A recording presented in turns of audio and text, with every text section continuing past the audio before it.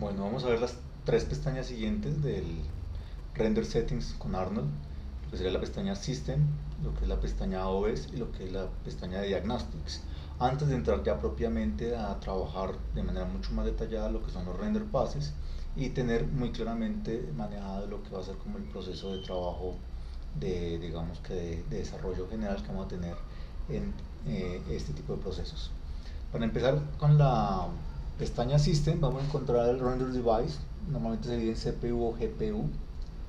Es algo que toca tomar en cuenta debido a que si nosotros planteamos aquí GPU nos va a mostrar aquí un error.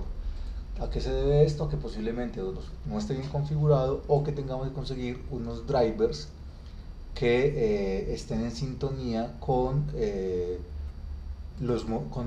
tipo de renderizado GPU de Arnold. Es muy importante tenerlo en cuenta porque se trata de drivers principalmente. Normalmente eso puede generar un tipo de conflicto y ese conflicto es el que nosotros tenemos que empezar como a plantearnos y revisarlo, pero no es más allá de ver ese tipo de problema con respecto a la tarjeta que tenemos específicamente. Por el momento vamos a verlo como los GPUs. Vamos a trabajar con el concepto del mínimo de memoria que le vamos a asignar a esto. Yo lo puedo colocar más o menos memoria, pero pues obviamente tampoco se trata de saturar el sistema, pero sí para poder trabajar cierto tipo, digamos que de resultados mínimos, que vaya siendo un desarrollo y una carga puntual para esto.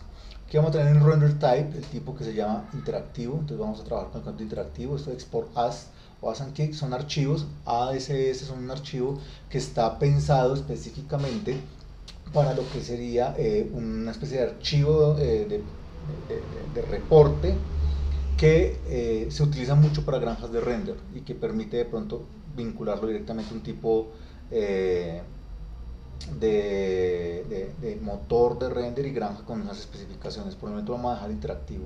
El bucket scanning tiene que ver con el tipo, digamos que de renderizado en el render view. Cuando yo le doy a este, normalmente viene por defecto el que es Spiral, y yo le voy a dar a esto una velocidad, digamos que en forma espiral. Si yo lo trabajo en top, el cambio que hace es un barrido de arriba para abajo, lo que podría implicar con el terminado, si está bien hecho un proceso y se bloquea, puedo renderizar la parte inferior de otra manera. Eso nos da pues como otro tipo de lógica frente al proceso. El bucket size es el tamaño del cajoncito que se va a trabajar en cada uno de los segmentos que va renderizando. En este caso Solid Angle dice o recomienda que sea el tamaño de 64. Obviamente yo lo puedo trabajar a 32 o 16, que es el mínimo, pero lo que recomienda la empresa de Arnold es que sea 64. El overscan es básicamente lo que en términos editoriales se conoce como el área de sangrado o de seguridad. ¿Qué significa esto? Que si yo le coloco aquí un valor de 10, él va a tener 10 píxeles a cada lado adicionales. Por ejemplo, ¿eso con qué objetivo?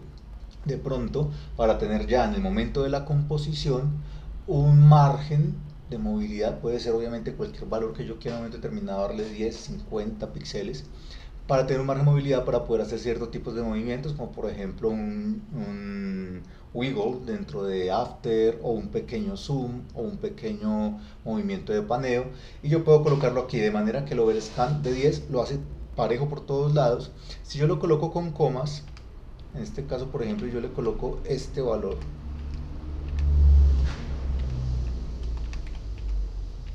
nos va a determinar cambios en cada uno de los elementos de manera horaria. Entonces 10 arriba, 40 a un lado, 10 abajo, 40 al otro.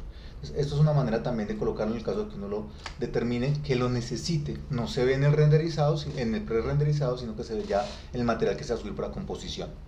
Tenemos acá lo que son el Autodetect Threads, que básicamente tiene que ver con la cantidad de núcleos de procesamiento que vamos a tener asignados. Él las va a detectar automáticamente teniendo un mínimo de 512 asignados para ello, pero pues él va a tratar de tener una cierta cantidad de composición que nos dé para ese tipo de elementos.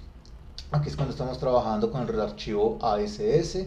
Le vamos a decir aquí, por ejemplo, que exporte todos los paths, o sea, es decir, todos los vínculos, todos los desarrollos de vínculos que hay internamente y todos los trazados que hay dentro del proyecto de malla, que importe el nombre de espacio, que eso ya lo hemos configurado directamente desde la pestaña Common, los separadores para las carpetas, y que utilice las unidades de malla, que la que nosotros definimos por ejemplo por entrada fueron centímetros, entonces aquí les va a determinar. Aquí en caso que necesitemos determinar un offset, es decir, que el punto de cero del malla sea en otra parte, de pronto para tener algún tipo de incidencia en un script que se requiere internamente.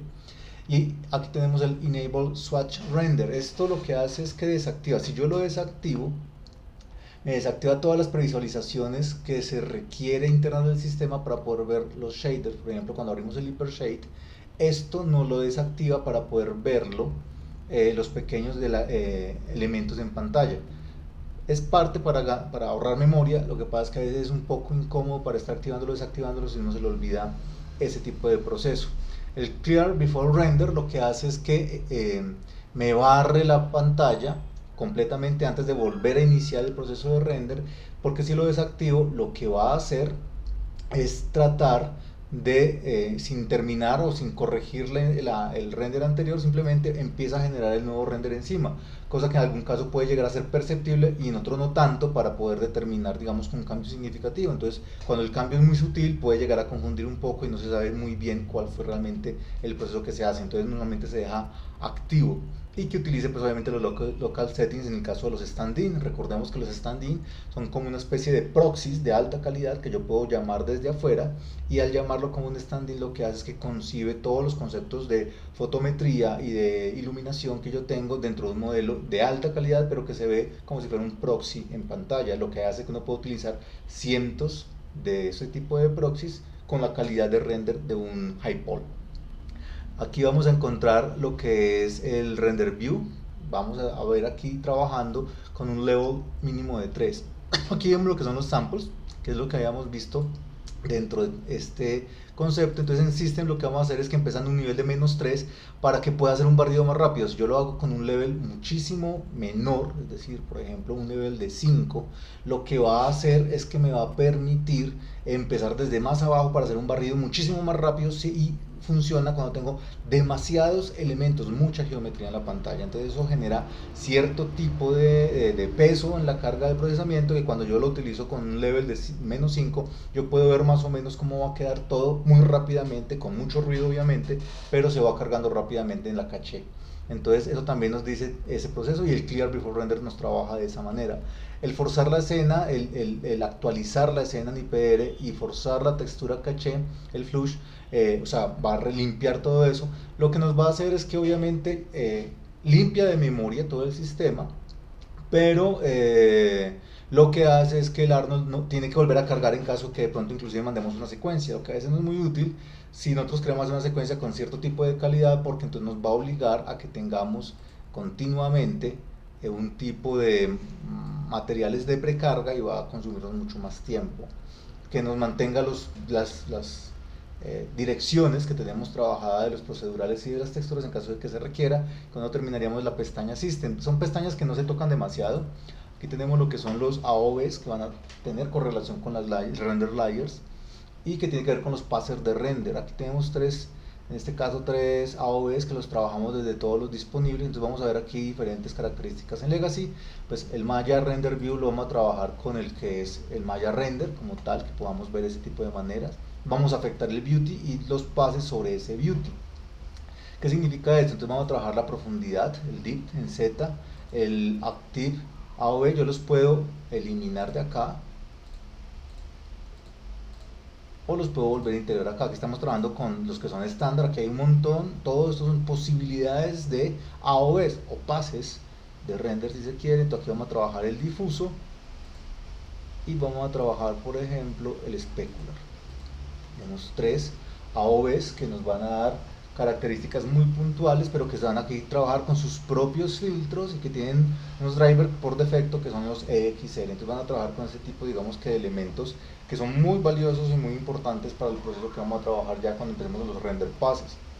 Aparte de diagnostics, pues estamos trabajando lo que son, que cuando se genera un error, qué tipo de error. Entonces va a ser un montón, digamos, que de llamados de advertencias que aparecen acá, por ejemplo, cuáles son los problemas que están presentando en el render, qué está sucediendo en ese sentido, dónde lo quiero guardar, es lo que nos está hablando aquí, y también que ignore cierto tipo de cosas. Entonces por ejemplo acá queremos ignorar lo que son, por ejemplo, en este caso las texturas, que le ignoremos las texturas. Entonces él va a hacer un pase de render básicamente en grises, no va a trabajar nada las texturas, va a mantener lo que son los especulares, va a mantener lo que son los difusos en términos de opacidades, las transparencias, pero nos va a hacer un pase que se puede utilizar a veces para poder, sin necesidad de pagar producciones, para ver rápidamente si la iluminación está funcionando adecuada. Yo también le puedo decir, ignóreme sombras. Entonces él lo que va a hacer es un pase en donde está todas las luces, pero no ignora las sombras, y nos va a trabajar ese tipo de elementos. No mismo ignorar, por ejemplo, el displacement. Entonces va a eliminar todos estos altos relieves, nos va a dejar todo simplemente con materiales planos, y puede funcionar para ciertas cosas. Entonces es parte de lo que uno puede activar dependiendo de las necesidades, dependiendo de lo que necesitas montársele un avance al cliente. Si necesita es un pase rápido para ver si la geometría está bien, para saber si más o menos la composición funciona y quiero tener un pase activo muy rápido. Entonces todos estos son elementos que tenemos que tomar en cuenta para ese tipo de variables. Entonces ahí tenemos un ejercicio muy puntual de lo que es el render settings, y ya con esto tendríamos las características adecuadas y puntuales para poder iniciar un proceso de configuración de las capas de render.